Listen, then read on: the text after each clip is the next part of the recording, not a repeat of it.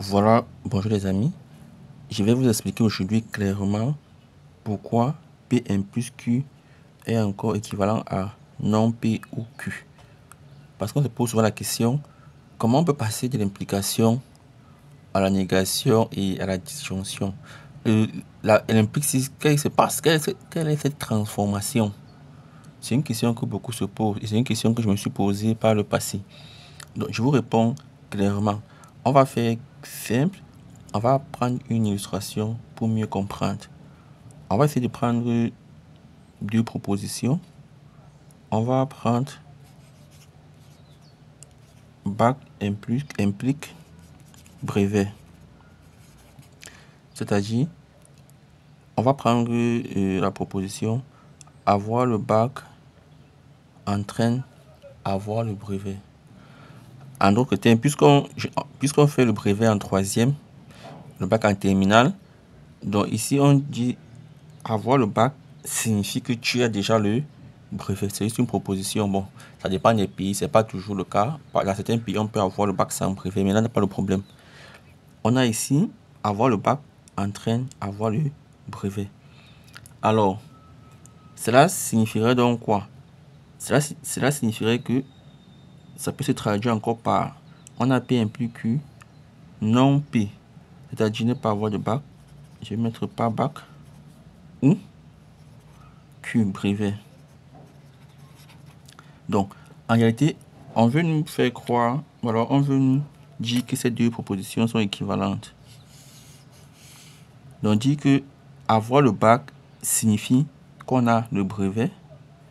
Peut encore se dire ne pas avoir le bac ou avoir le brevet. Je vais vous démontrer qu'il y a équivalence entre ces deux propositions.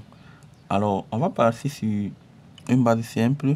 Pour démontrer qu'une proposition est vraie, en logique mathématique, généralement, on va démontrer qu'elle n'est pas fausse, ou alors qu'on ne peut pas la nier, ou alors qu'on ne peut pas la remettre en cause. Voilà.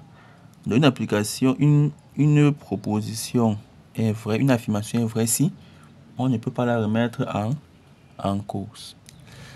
Donc ici, on dit, si on a un individu, ici, on dit, s'il a le bac, cela signifie qu'il a le brevet. C'est bien traduit, suivez très bien. Ici, je vais prendre un individu. On va montrer que ces deux propositions sont équivalentes. Je prends un individu. Alors, s'il n'a pas de bac, on veut montrer qu'on ne peut pas remettre ceci en cause, que ceci est toujours vrai par cette proposition. On va prendre un individu. Alors, s'il n'a pas de bac, est-ce que cela peut remettre en cause la proposition? Non. Parce que s'il n'a pas de bac, ça signifie qu'on ne peut même pas vérifier ça. Pour vérifier ça, il faut d'abord qu'il ait le bac. Donc, quelqu'un qui n'a pas le bac ne permet même pas de vérifier cette implication. Donc, on ne peut pas remettre en cause. Si l'individu n'a pas de bac, on ne peut pas remettre en cause cette implication. Parce qu'il faudrait quelqu'un qui a le bac pour remettre en cause. Donc, mon individu qui n'a pas de bac, ça ne remet pas en cause mon affirmation. Ou alors, mon individu qui a le brevet, est-ce que ça peut remettre en cause l'affirmation? S'il a le brevet, et on veut montrer que quelqu'un qui a le bac a le brevet. Donc, s'il a le brevet, ça signifie qu'on ne pourra pas remettre en cause l'implication. Puisqu'il a le brevet. Donc, si on prend quelqu'un, bac ou pas, il a son brevet, donc on ne peut pas remettre en cause. Pour remettre en cause, il faudrait quelqu'un qui a le bac, qui n'a pas de brevet. Donc, dès que tu as le brevet, on ne peut pas remettre en cause cette implication. Parce que pour remettre en cause, il faudrait quelqu'un qui a le bac et qui n'a pas de brevet. Donc, si tu as ton brevet, alors on ne peut pas remettre en cause cette implication. Voilà pourquoi il y a l'équivalence entre les deux. Je sais que beaucoup n'ont pas compris, ne vous inquiétez pas. Je prends une deuxième méthode que tout le monde va comprendre. Ça, j'en suis sûr. Alors, qu'est-ce qu'on va faire? On va montrer que les négations sont équivalentes. C'est plus facile. Tout à l'heure, quand j'expliquais, je disais, pour démontrer qu'une chose est vraie, on peut montrer qu'on ne peut pas la nier. qu'on ne peut pas la remettre en cause. Donc, cela traduisait déjà implicitement la négation. Donc, on va comparer les négations. Ok. Donc, pour la négation de la première, on va montrer que c'est encore la négation de la deuxième. La négation de P implique Q, c'est quoi? Alors, dire que P implique Q est faux, comme je le disais tantôt, cela signifie que si dire que quelqu'un qui a le bac a le brevet, dit que c'est faux, je l'ai dit tout à l'heure, ça signifie qu'on pourrait trouver quelqu'un qui a le bac et qui n'a pas le brevet. Dit que avoir le bac, si on a le bac, cela signifie qu'on a le brevet. Dit que c'est faux, il faudrait que on ait quelqu'un qui n'a pas de bac et non, qui a le bac et qui n'a pas de brevet. Je reprends. Dit que avoir le bac entraîne avoir le brevet. Dit que c'est faux signifie qu'il y a un contre-exemple, c'est-à-dire quelqu'un qui a le bac mais qui n'a pas le brevet. Donc dire que P implique Q est faux, ça signifie qu'on peut trouver P vrai mais et on n'a pas Q. Donc P et non Q. Voilà ce que ça signifie. Je reprends une dernière fois. Dire que avoir le bac signifie avoir le brevet est faux. On dit que avoir le bac implique avoir le brevet est faux. Cela signifie qu'on peut trouver un individu qui a le bac et qui n'a pas de brevet.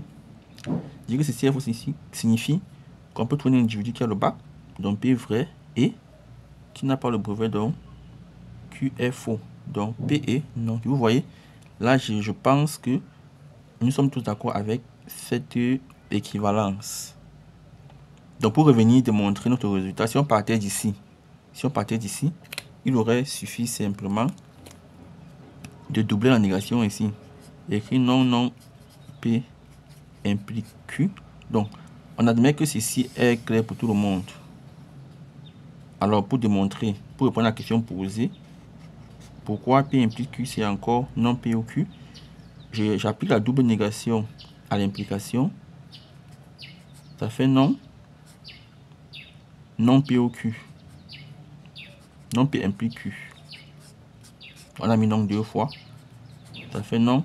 Donc on a démontré, j'ai essayé de démontrer, j'espère que c'est clair, que non P implique Q, c'est encore P et non Q.